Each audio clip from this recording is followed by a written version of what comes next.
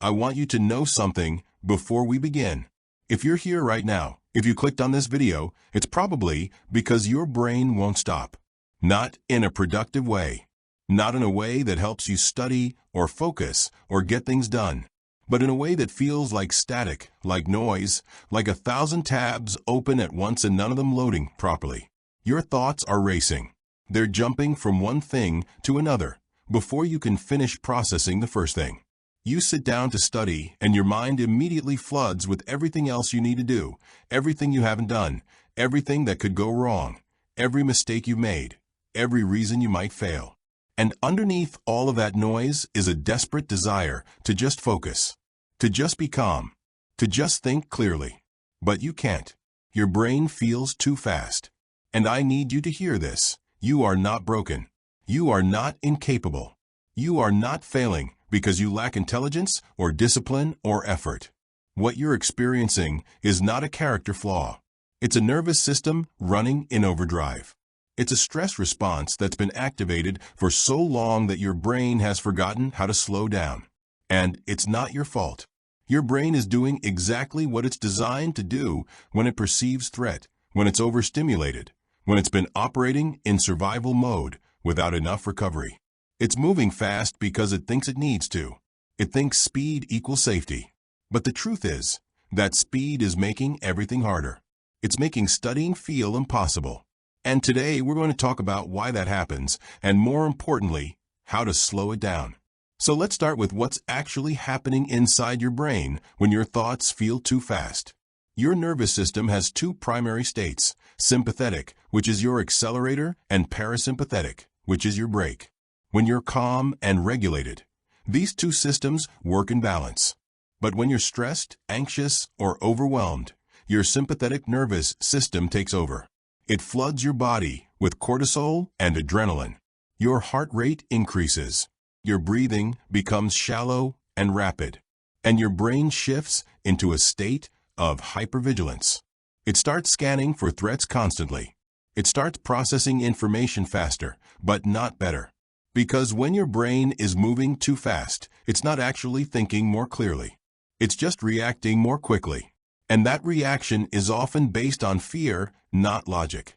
Your prefrontal cortex, which is responsible for executive function, planning, focus, and rational thought, gets suppressed.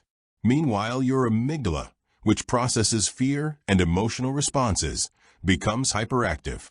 So you're trying to study with the thinking part of your brain partially offline and the fear part of your brain running the show. And that's why your thoughts feel so chaotic. That's why you can't hold focus. That's why you read the same sentence 5 times without absorbing a single word. Your brain is not in a state that supports learning. It's in a state that supports survival. And studying is not survival. So your brain keeps redirecting your attention away from the task and back to the perceived threats. The deadline, the grade, the fear of failure, the comparison to others, the shame about being behind. All of that feels more urgent than the actual material you're trying to learn. And so your mind races, and you feel stuck. And here's what makes it even harder. When your brain is moving too fast, your working memory, which is the mental space where you hold and manipulate information, becomes severely limited. Think of working memory like a desk where you're trying to organize papers. When you're calm, you have a large desk with plenty of room to spread things out, see patterns, make connections. But when your nervous system is in overdrive, that desk shrinks. Suddenly you're trying to work on a tiny surface cluttered, with papers falling off the edges. You can't hold multiple pieces of information at once. You can't see how ideas connect. You can't follow complex thoughts from beginning to end. And this isn't because you're not smart enough. It's because your brain is using most of its resources to manage the stress response, leaving very little available for actual learning. Studies show that anxiety can reduce working memory capacity by up to 50%. So you're not operating with your full cognitive ability. You're trying to study with half of your brain tied up in managing internal chaos. And still, you blame yourself. You tell yourself you're not trying hard enough. You tell yourself you should be able to push through. But pushing through doesn't work when your nervous system is the problem. Pushing through just activates more stress, which makes your brain move even faster, which makes focusing even harder. So the solution is not to try harder. The solution is to slow down. And I know that feels counterintuitive. I know it feels like you don't have time to slow down. You're already behind.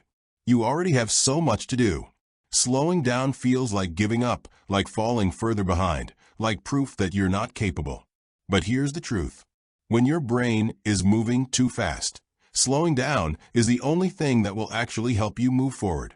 Because you cannot think clearly when your nervous system is dysregulated. You cannot focus when your brain is in survival mode. You cannot learn when your working memory is overwhelmed. So before you can study effectively, you have to regulate your nervous system. You have to teach your brain that it's safe to slow down. And that's what we're going to do now. Not by forcing anything. Not by trying to control your thoughts. But by creating the conditions that allow your nervous system to naturally shift from chaos to calm. And it starts with something so simple that you might not believe it matters. But it does. It starts with your breath. Right now, wherever you are, I want you to notice your breathing. You don't have to change it yet. Just notice it. Is it shallow? Is it fast?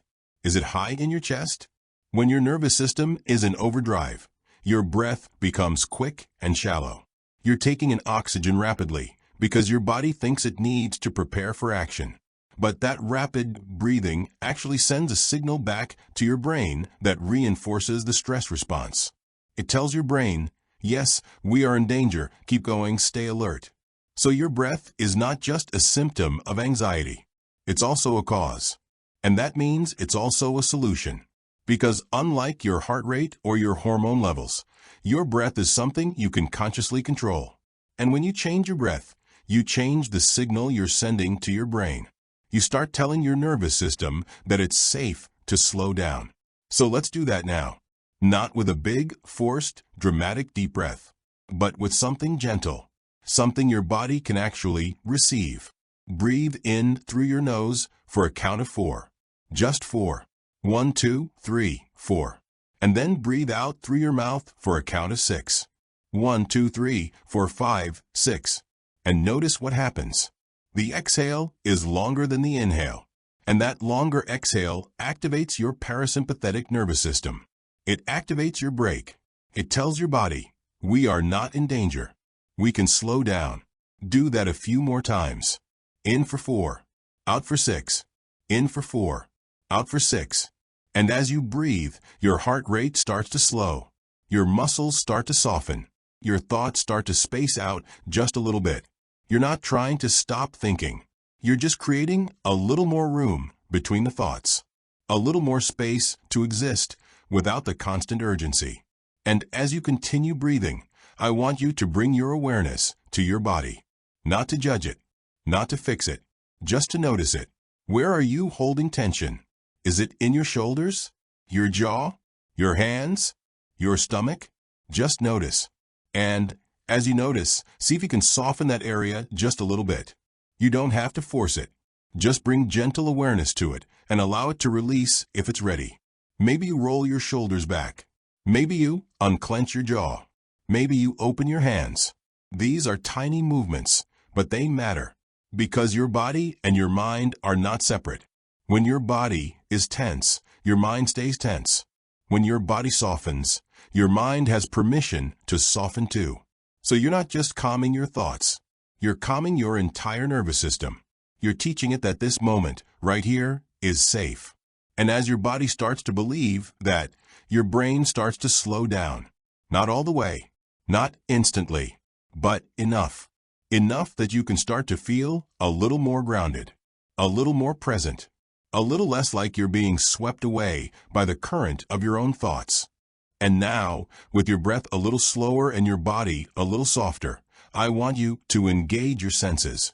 This is called grounding, and it's one of the most effective ways to regulate a nervous system that's moving too fast. When your thoughts are racing, you're living entirely in your head. You're disconnected from the present moment. You're somewhere in the future worrying about what might happen, or somewhere in the past replaying what already did. But your body is here, right now. And your senses are the bridge that brings your mind back to the present. So notice what you can see. Look around the room. Notice the colors, the shapes, the way light falls across surfaces. You're not analyzing. You're not thinking about what you see. You're just seeing. And then notice what you can hear. Maybe it's the hum of a fan. Maybe it's traffic outside. Maybe it's silence. Just notice. And then notice what you can feel. The texture of the chair beneath you. The temperature of the air on your skin. The weight of your body. And as you engage your senses, something remarkable happens. Your mind slows down. Because your brain can't be fully in the future or the past when it's attending to sensory information in the present. And slowly, gradually, you start to feel less like you're drowning in your thoughts and more like you're standing on solid ground. And here's what I want you to understand about this process. You're not trying to make your thoughts stop. You're not trying to force your mind to be quiet. That doesn't work. The more you try to control your thoughts, the more chaotic they become. Instead, you're creating an environment where your thoughts can naturally slow down on their own. You're regulating your nervous system so that your brain no longer feels the need to race. And that takes time. It takes patience. It takes repetition. But it works. And as your nervous system starts to settle, as your breath deepens and your body softens and your awareness comes back to the present moment, you start to notice something else.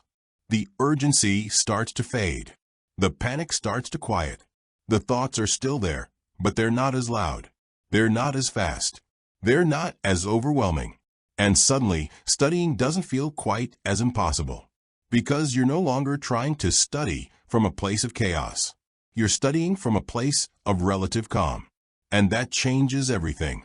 Now let's talk about what happens when you actually try to study with a mind that's been moving too fast. You sit down. You open your book. And immediately, the resistance comes. Your brain starts throwing objections at you. This is too hard. You're too far behind. You don't understand this. You're going to fail anyway. Why bother? And underneath all of those thoughts is fear. Fear of not being good enough. Fear of failing. Fear of being exposed as someone who doesn't have it all together. And that fear makes your brain speed up again. It makes your thoughts race. It makes your body tense. And suddenly, you're right back where you started. So here's what you do instead. You start small. Unbelievably small. So small that your brain doesn't have time to activate the fear response. You don't start by trying to read an entire chapter. You don't start by trying to understand a complex concept. You start by opening your notebook. That's it. You just open it. And you breathe. And you notice how that feels. Maybe it feels neutral. Maybe it feels a little anxious. Whatever it is, you acknowledge it. You don't judge it. You just notice it. And then you pick up a pen. You hold it in your hand. You feel the weight of it. You're still not writing. You're just being with the tools of studying. You're desensitizing your nervous system to the act of engaging with learning. Because for so long, studying has been paired with stress. Your brain has learned that studying equals danger. And now you're slowly, carefully, retraining it. You're showing it that studying can be safe, that it can be slow, that it can be gentle. And then, when your body feels ready, you write something. Anything. Maybe you write the date. Maybe you write the title of a chapter. Maybe you write one sentence, summarizing something you already know. It doesn't matter what you write. What matters is that you engaged. You did something. And your nervous system stayed regulated. You didn't spiral into panic. You didn't shut down. You stayed present. And that is progress. That is real, meaningful, neurological progress. Because your brain is learning. It's learning that it can be in proximity to studying without collapsing. It's learning that studying doesn't have to feel like a threat. And the more you repeat this experience, the more your brain internalizes it. The neural pathways associated with calm studying start to strengthen. And the neural pathways associated with anxious studying start to weaken. And over time, studying starts to feel different. Not easy, but possible. And as you continue this practice, as you sit with your notebook and your breath and your gentle, regulated nervous system, you start to write more. Not because you're forcing yourself, but because your brain has enough capacity to support it. You write a sentence, then another, then a paragraph, and you notice that you can actually think. You can actually process information. You can actually follow a train of thought from beginning to end. Because your working memory has space again. Your prefrontal cortex is back online. Your brain is no longer in survival mode. It's in learning mode. And that's when studying becomes not just possible, but sustainable. You're not pushing through. You're not white-knuckling your way through the material. You're engaging with it from a place of relative calm.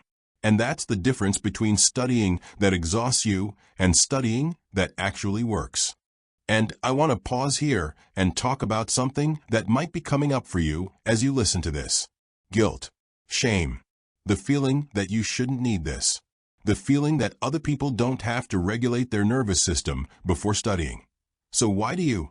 The feeling that needing to go this slowly means you're weak or incapable or behind. And I need you to hear this. That voice is not telling you the truth. That voice is anxiety trying to keep you trapped in the same cycle. Because if you believe you're uniquely broken, if you believe you're the only one struggling, if you believe you should be able to just push through, then you'll keep trying to force your way through dysregulation. And you'll keep failing. Not because you're not capable, but because you're working against your nervous system instead of with it. The truth is, everyone has a nervous system. Everyone has a threshold for stress and overstimulation. And some people have nervous systems that are more sensitive, more reactive, more easily overwhelmed. That's not a flaw. That's just biology. And those people need to regulate more intentionally. They need to create more space for calm. They need to go more slowly. And that's okay. That's not weakness. That's self-awareness. That's wisdom. That's you understanding your own system and working with it instead of fighting it. And here's the other thing. Going slowly is not the same as falling behind. Going slowly is what allows you to actually move forward. Because when you try to study with a dysregulated nervous system, you're not really learning. You're just exposing yourself to information that your brain can't process. You're reinforcing the association between studying and stress. You're depleting your capacity even further. But when you regulate first, when you create the conditions for calm, when you go slowly and gently and intentionally, you're actually building something sustainable. You're creating a foundation. You're teaching your brain that learning is safe. And that foundation is what allows you to eventually study for longer periods of time, to engage with more complex material, to actually retain what you're learning. So slow is not a detour. Slow is the path. And as you practice this, as you return to this process day after day, you start to notice something remarkable. Your brain starts to slow down on its own, not just when you're studying, but in general. The constant racing starts to ease. The mental noise starts to quiet. You start to have moments where your thoughts feel spacious instead of cluttered, where you can be present without effort, where you can focus without forcing. And these moments are small at first, fleeting, but they're real. They're evidence that your nervous system is healing, that your brain is learning to operate from a place of regulation instead of dysregulation. And that's not something you can force. That's not something you can rush. That's something that happens gradually, incrementally, through consistent practice, through showing up for yourself with compassion instead of criticism, through honoring your nervous system's needs instead of overriding them, through going slowly when everything in you wants to speed up. And I know this is hard. I know it feels vulnerable to slow down when you feel like you should be speeding up. I know it feels scary to trust that regulation will lead to progress when all you've ever known is pushing through. But I'm asking you to try. Not perfectly, not all at once, but just a little bit. Just enough to see what happens when you work with your brain instead of against it. Just enough to notice that maybe, possibly, you don't have to live in constant mental chaos. That maybe, possibly, your brain can learn to slow down. That maybe, possibly, studying doesn't have to feel like drowning. Because it doesn't. It really doesn't. It can feel calm. It can feel manageable. It can feel like something you're capable of. But only if you create the conditions for that. Only if you regulate your nervous system first. Only if you honor the pace your body needs instead of the pace you think you should have. And here's what I want you to take away from this. Your brain feeling too fast is not a life sentence. It's not proof that you're broken or incapable or destined to struggle forever. It's information. It's your nervous system telling you that it's overwhelmed and needs support. And now you know how to provide that support. You know how to breathe in a way that activates your parasympathetic nervous system. You know how to soften your body and release tension. You know how to ground yourself in the present moment through your senses. You know how to start studying from a place of regulation instead of chaos. You know how to go slowly and gently and build capacity over time. And most importantly, you know that you're not alone in this. That struggling with a fast mind doesn't make you less than. It just makes you human. And humans need regulation. Humans need calm. Humans need to work with their nervous system, not against it. So be gentle with yourself. Be patient with yourself. Trust that the slowness is not holding you back.